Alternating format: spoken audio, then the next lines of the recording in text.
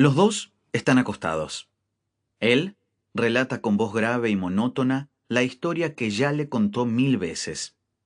Empuja el aire que hace vibrar sus cuerdas vocales y el sonido se modula en la lengua, los labios y el paladar. En menos de una milésima de segundo, esa ola de presión sonora rebota en el oído de su hija. El sonido vuelve a convertirse en movimiento en el tímpano de ella, que escucha. El movimiento en el oído activa unos receptores mecánicos en la punta de las células ciliares, una magnífica pieza de maquinaria biológica que convierte las vibraciones del aire en impulsos eléctricos.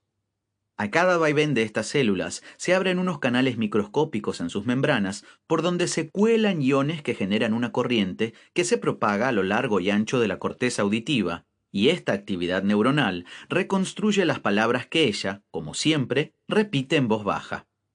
Las mismas palabras, que suenan en la voz grave, monótona, atenta y de inflexiones delicadas de su padre, ahora viven en el relato que ella construye en su mente cuando escucha el cuento que ya escuchó 1000 veces. Ahora ella respira más profundo, un bostezo, un breve temblor del cuerpo, y duerme. Él no interrumpe el relato, no cambia el ritmo, ni el volumen, ni la prosodia. El sonido se propaga como antes e impacta en el tímpano de su hija. Desplaza las células ciliares y la corriente de iones activa las neuronas de la corteza auditiva. Todo es igual, pero ella ya no construye un relato. Ya no repite las palabras en voz baja. ¿O sí? ¿A dónde van las palabras que escuchamos en el sueño? A esta pregunta se lanzó Tristan Beckenstein. Hizo para ello un juego sencillo, aburrido y rutinario, ideal para quedarse dormido. Un recitado de palabras. Un juego de infancia. No es la imagen que tenemos de un experimento típico de laboratorio, al contrario.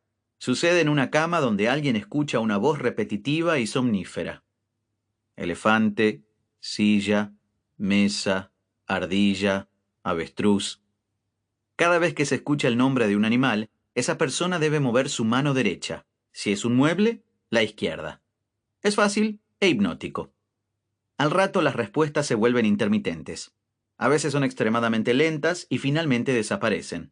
La respiración es más profunda y el electroencefalograma muestra un estado sincrónico. Es decir, el que escucha el recitado ya duerme.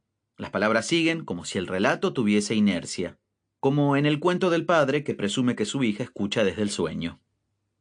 Así, observando la marca de las voces en las transiciones de sueño, Tristán descubrió que en el cerebro del durmiente estas voces se hacen palabras, y estas palabras adquieren significado. Es más, el cerebro sigue jugando el mismo juego. La región cerebral que controla la mano derecha se activa cada vez que se menciona un animal, y la región que controla la mano izquierda lo hace cada vez que se trata de un mueble, tal como dictaban las reglas del juego establecidas en la vigilia. La conciencia tiene un interruptor. En el sueño, en el estado de coma o bajo anestesia, el interruptor cambia de estado y la conciencia se apaga. En algunos casos, el apagado es drástico y la conciencia se esfuma sin medias tintas. En otros, como en la transición hacia el sueño, la conciencia se desvanece poco a poco de manera intermitente. Con el interruptor encendido, la actividad cerebral asociada con los estados de conciencia asume distintas formas.